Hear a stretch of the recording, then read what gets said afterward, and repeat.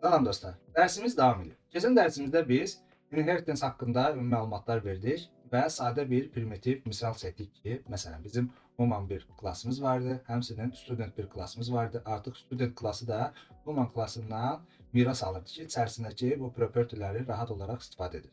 Bugünkü dərsimiz nə olacaq? Əsas məqsəd odur ki, məsələn, biz main activity-də klassında istifadə app compat activity klassından miras alırdı və override-dan istifadə. Biz bunu necə edə bilərik? Bunu etmək üçün dostlar, mən məsələn burada belə bir yeni bir klass yaradım. Tutalım ki, olsun yeni bir klass. Burada olsun, tutalım ki,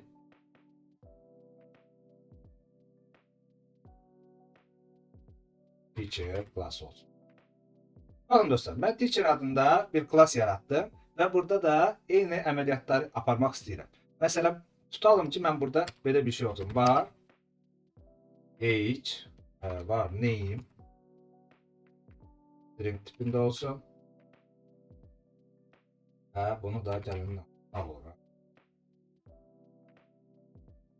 İkinci olaraq var, tutalım ki, olsun age, gündən. Yine bunu null olarak tanıdaq. Və yekun olaraq da burada məsələn pan olsun bizdə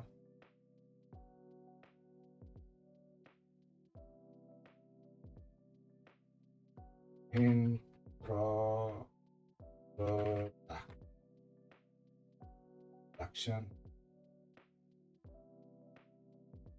və burada əzəli mərtəbədə açaq. Burada da qeyd edək ki, int line verək. Alın ki, salam. Salam. Yəni, dollar içindən qeyd edək. Yaxşı. Burada da dollar işarəsi çıxır. Və bundan sonra ikinci bir tələbə adında, student adında klass yaradaq.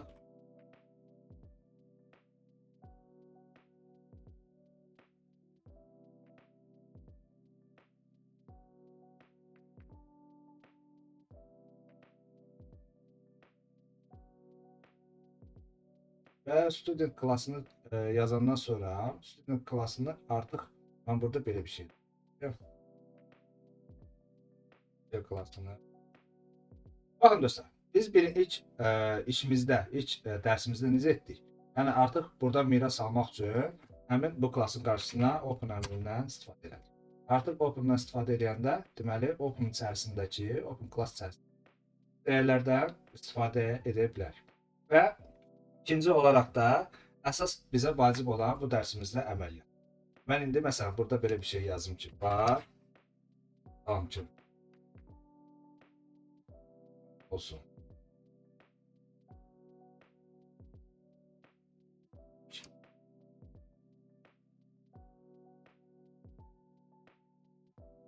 Bu da.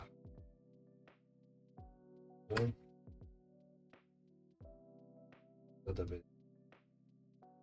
Ve bizim bu funksiyamızı istəyirik ki, bu student 2 klassının içərisində istifadə edik. Baxın dostlar, mən bunu etmək üçün eyni klassda necə etmişdim? Open əmrindən. Eyni variantla funksiyanın qarşısında artıq mən open yazaraq həmin bu funksiyanı yəni artıq miras alması üçün, istifadə etməsi üçün yəni aktiv halda gətirəm. Və həmin klassı da, məsələn mən artıq həmin klassdan funksiyadan istifadə etmək üçün override-dan istifadə edirəm. Override edirəm və fan yazıram. İçərisindəki intro dice metodunu. Baxın, mən bunu artıq çağıranda, bu funksiyanı çağıranda gördüyünüz kimi override və super artıq burada tam işləv vəziyyətdə gəlir. Yəni burada mənim əsas prinsip nədir? Mən burada qeyd etmişəm.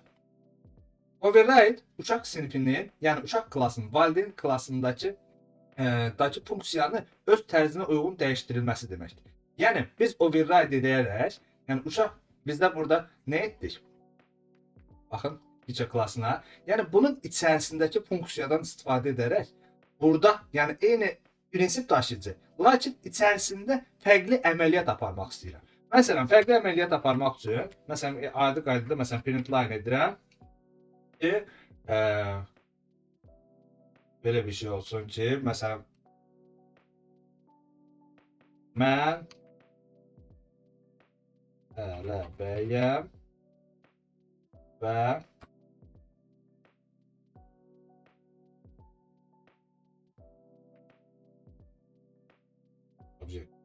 deyək,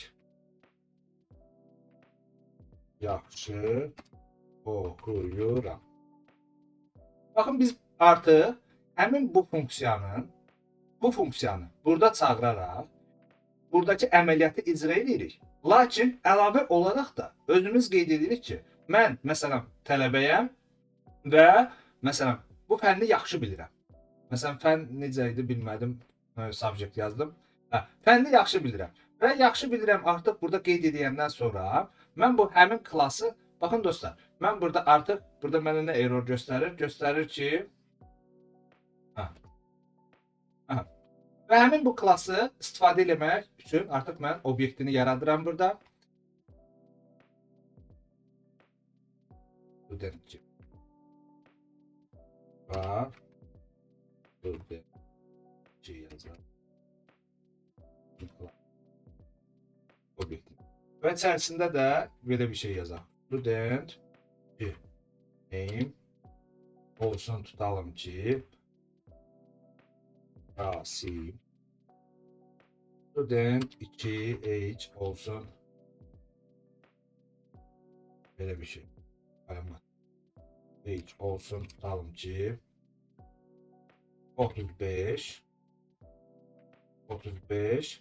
və burada əlavə olaraq qeyd edək ki, məsələn, student 2 subject olsun, tutalım ki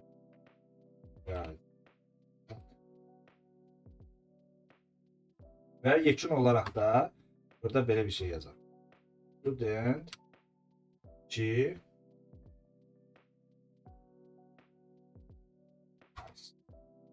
Baxın dostlar, burada indi əsas məqs indi tam olaraq sizə anlatacağım ki, əsas prinsip nədən ibarət. Bizim funksiyamız eyni qaydada, baxın burada teacher klasın içərisindəki funksiyamız burada işə salındı və işə salınandan sonra bunun içərisindəki əlavə bir kod yazaraq buradakı məlumatı da işə saldım. Artıq mən main activity içərisində həmin klasın obyektini yaradaraq həmin funksiya, bir dənə funksiyadan istifadə edərək iki dənə əməliyyatı eyni vaxtda icra eləmiş oldum. Baxın, yazdıram. Salam, mənim adım Rasim, yaşım 35. O birisində də yazılıb, mən tələbəyəm və riyaziyyatı yaxşı oxuyuram. Yəni, eyni qaydada biz bir funksiyadan istifadə edərək iki dənə iş prinsipini icra elədik. Bax, bunun əsas məqsədi bax bundan ibarətdir. Yəni, biz inheritance-in əsas istifadə edəndə, yəni bir funksiyadan istifadə edərək həm buradakı əməliyyatı icra eləmiş olduq, həm də buradakı əməliyyatı icra eləmiş olduq. Artıq məsələn tutalım ki, biz buradakı əməli, burada ola bilər yüzlərlə kod olsun. İndi mən sadə olaraq bir dənə çapa verirəm. Burada əsas məqsədi anlatmaq istəyirəm ki, yəni burada yüzlərlə kod ola bilər, yüzlərlə iş prinsipi ola bilər, fərqli strukturlar ola bilər. Yəni biz bir dəfə bundan istifadə edərək həmin o yüzlərlə kodu eyni qaydada yaza durmuruq. Yəni bunun içərisindəki eyni prinsiplə bir dəfə burada yaratdığımızı, yəni artıq buradakı 100 dənə kodu bir dənə əmrlə icra eləmiş oluruq və özümüzə lazım olan məlumatı da çapa veririk. Mən sırf print line ilə istifadə edirəm ki, məsələn işimizin həcmi daha kiçik olsun və daha başa düşülür olsun. Yəni burada istənilən qədər kod ola bilər, fərqli iş prinsipləri ola bilər. Yəni siz bunlara olmuyor da fikrinizi yönətməyin ki, müəllim bir dənə burada söz yazmaq, təzədən burada təkrar yazmaq nə mənə şeydir ki, bunu məsələn biz belə edirik. Burada bizim nə qədər istəsək kod yaza bilərik. İkinci inheritance-in əsas funksiyalarından biri də baxın oldu bizdə super klası və override. Super nədir, override nədir, metodlar nədir? Biz artıq burada bu dərsimizdə onu öyrəndik. Və inheritance-in belə bir sual əmələ gələ bilər ki, məsələn biz bu klasslardan artıq bu cür dəyişənlər yox, biz konstruktor olaraq istifadə edirik. O halda necə etməliyik? Bunun üçün də gələn dərsimizdə artıq bununla bağlı da başqa bir praktik edəcəyik və həmin praktik içərisində də bunu tam olaraq öyrənəcəyik.